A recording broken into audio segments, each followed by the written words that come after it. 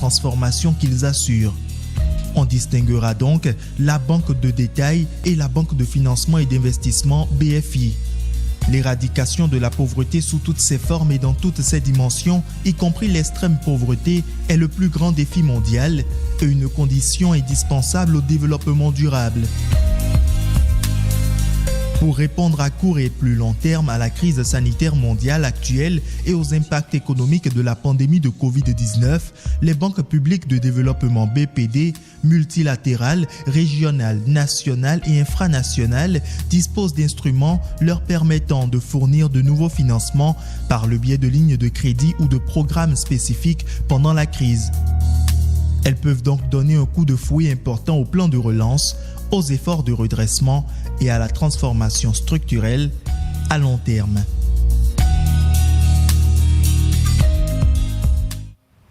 Des pantalons jeans recyclés, transformés en accessoires de mode. Allons à la découverte de deux jeunes accessoiristes béninois qui transforment les pantalons jeans hors d'usage en accessoires de mode, à savoir sacs et chaussures. L'objectif que se sont assignés Berloge et Wenceslas est de réduire la pollution environnementale occasionnée par l'industrie de la mode. Benjamin Denagnon et Nadège Omoladessani sont allés à la découverte de ces deux jeunes entrepreneurs. Parti de rien pour créer une entreprise de fabrication d'accessoires de mode en jean, Berloge et Wenceslas, de passionnés de la mode et soucieux de la préservation de l'environnement, se sont donnés comme souci de contribuer à la réduction de la pollution du cadre de vie des hommes. Pour y parvenir, il a fallu faire avec les moyens de bord. Quand on a commencé cette entreprise, j'avais un ami qui avait un atelier de couture. Tous les soirs, quand il ferme, moi je récupère sa clé et j'utilise sa machine. Il nous a fallu juste acheter du matériel. Ça devait être dans les 2500, 3000, un truc du genre. C'est vraiment comme ça qu'on a commencé, mais après il y a eu de l'investissement et il y a eu des gens qui ont cru en nous, qui nous ont beaucoup aidés. Dans cet atelier de fabrication, ces deux designers de mode, nantis respectivement d'une licence en ressources naturelles et d'une licence en informatique de gestion, donnent ici une nouvelle vie au textile. Chaque année, le monde de la mode fabrique au moins 80 milliards de vêtements par an qui sont à plus de 60% jetés dans la nature, et tout simplement, et ça entre vraiment dans le processus de la pollution et de la détérioration de l'environnement, que ce soit du jean, du cuir, des draps, des tapis de sol, des couettes. Nous recyclons vraiment un tas de choses pour faire tout ce que nous faisons. Pour disposer de la matière première, ces jeunes entrepreneurs s'approvisionnent la plupart du temps au marché de friperie de Missebo. Mais ils peuvent aussi compter sur les dons de quelques clients généreux. L'indisponibilité du matériel de travail, notamment les machines adaptées à la maroquinerie, était également un autre obstacle à résoudre. Souvent, à l'assemblage, on a ce souci de rigidité. Les matières empilées ensemble deviennent trop rigides pour les machines que nous adaptons. Au début, nous avons vraiment eu le souci d'avoir du matériel de qualité en dehors du jean. Il y a également les fermetures, les boucles, beaucoup de choses qui ne sont pas vraiment sur le marché africain.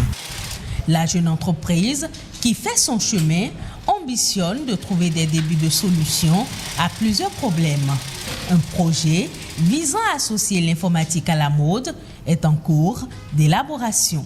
Il y a un problème qui se pose actuellement sur les commandes en ligne. Déjà, des fois, vous commandez un truc en ligne et après on vous livre, mais vous n'avez pas peut-être ce que vous voulez ou c'est trop grand. Donc, nous sommes en train de réfléchir à l'interne à trouver des solutions par rapport à ce problème. Trouver une meilleure manière de proposer aux gens de quand même se prendre des vêtements, commander des vêtements en ligne, mais que ce soit des vêtements également sur mesure. Voilà. Pour réaliser leur projet, ces innovateurs, qui se sont connus via les réseaux sociaux, n'hésitent pas à collaborer avec d'autres corps de métier. Il s'agit des développeurs web et même des peintres pour apporter une touche artistique à leurs œuvres. Vous l'attendiez depuis de longs mois et puis le jour J20, votre bébé a poussé son premier cri. C'est l'arrivée du nouveau-né dans la famille. Après cet événement particulier, pour assurer une bonne santé à la maman et à son bébé, de bons gestes doivent être observés après l'accouchement, tant par la sage-femme que par la maman du nouveau-né. Annick Nonoou, sage-femme d'État, nous donne ici des précisions sur les bons gestes à adopter après l'accouchement. Dès que le bébé sort, il faudrait qu'on dépose désormais le bébé sur la poitrine de sa maman. Nous parlons de peau à peau. Après cela, il faut faire la mise au sein précoce parce que ça facilite le décollement placentaire. Beaucoup de sages-femmes pensent que dès qu'elles font les 2 premiers gestes, elles peuvent rapidement sectionner le cordon. Or, il faut garder le cordon et voir si ça cesse de battre.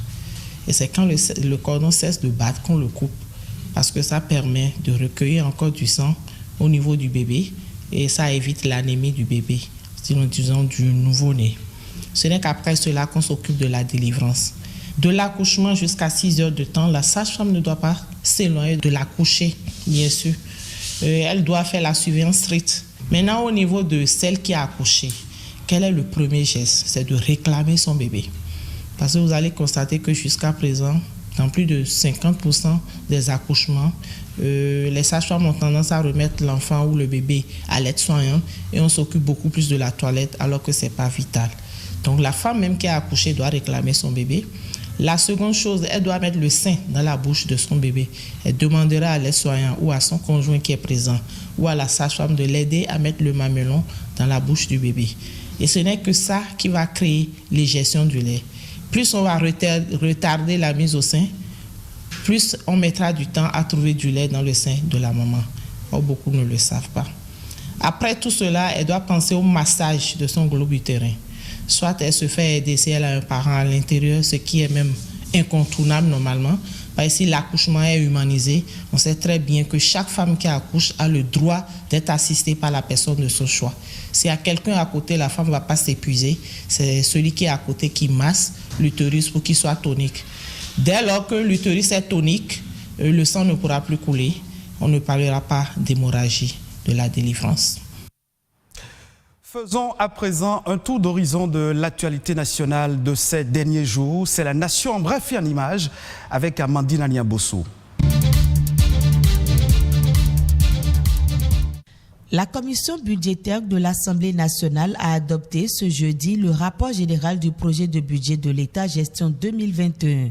La prochaine étape reste la plénière qui sera consacrée à l'examen et à l'adoption du document budgétaire. Cette séance est annoncée pour le mardi 8 décembre prochain. Le projet de budget de l'État gestion 2021 est équilibré en ressources et en charges à la somme de 2 452,192 milliards de francs CFA contre 2167,99 milliards de francs CFA pour la loi de finances rectificative 2020.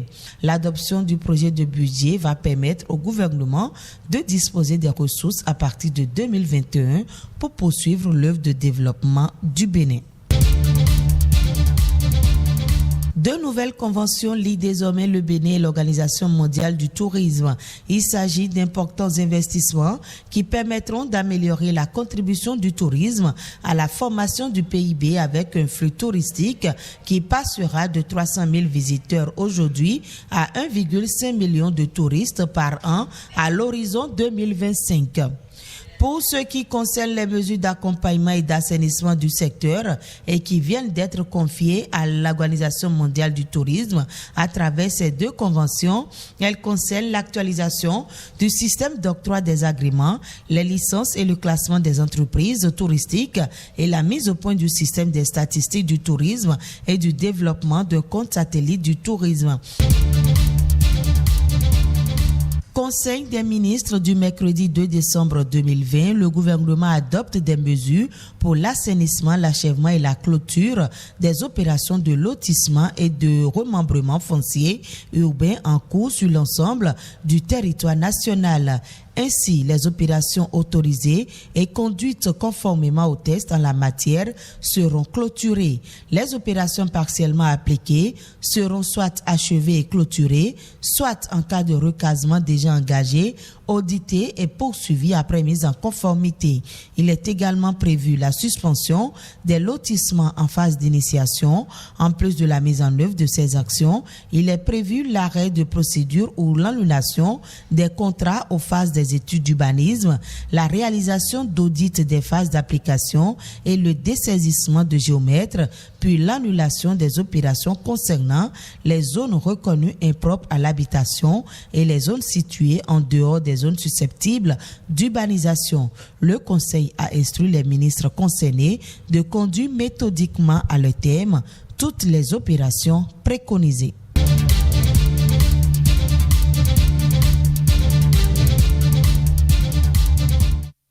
En République démocratique du Congo, une personne sur 10 est en situation de handicap. Souvent livrée à elle-même, elle ne bénéficie d'aucune aide de l'État. Les choses pourraient toutefois changer grâce à une proposition de loi qui vise à garantir leurs droits et à mieux les protéger. Plus de précisions avec nos confrères de France 24. Voici Olivier Bakweto. À l'âge de 2 ans, il contracte la polio et perd l'usage de ses 2 jambes. Pour cet homme vivant avec handicap, les difficultés commencent dès qu'il sort de chez lui. À Kinshasa, les trottoirs sont quasi inexistants et la plupart des routes ne sont pas asphaltées. Attention, attention ici. Voilà, ce sont des trucs qui nous compliquent. Aujourd'hui, Olivier ne reçoit aucune aide financière et peine à trouver du travail. Nous attendons la réintégration des personnes avec handicap parce que nous sommes vraiment abandonnés. Vous verrez, 85% des personnes vivant avec handicap sont vautrées dans la mendicité. Selon les associations, un Congolais sur 8 vit avec un handicap. Pourtant, en RDC, les structures d'accueil sont rares et la plupart sont sous-financées. Dans cette école pour sourds-muets, le directeur dit recevoir à peine 40 € par trimestre pour l'achat des fournitures.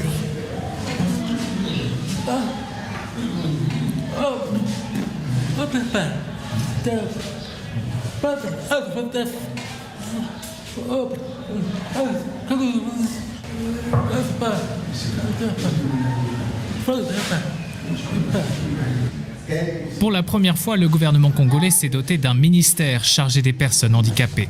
À sa tête, Irène Essambo, qui vit elle-même avec un handicap. Elle a présenté cette année une loi pour faire bouger les lignes en proposant notamment des quotas dans les administrations et le secteur privé. À l'Assemblée nationale, lorsque vous regardez, il n'y a aucune personne avec handicap. Quand vous regardez au Sénat, aucune personne avec handicap. Parmi les besoins, il y a le besoin de la participation des personnes vivant avec handicap dans la prise de décision. La loi a été adoptée par l'Assemblée nationale le mois dernier et est actuellement en cours d'examen au Sénat. C'est la fin de cette édition d'information. Merci de votre fidélité. Retrouvez ce journal en replay sur le site de l'ORTB, www.ortb.bj.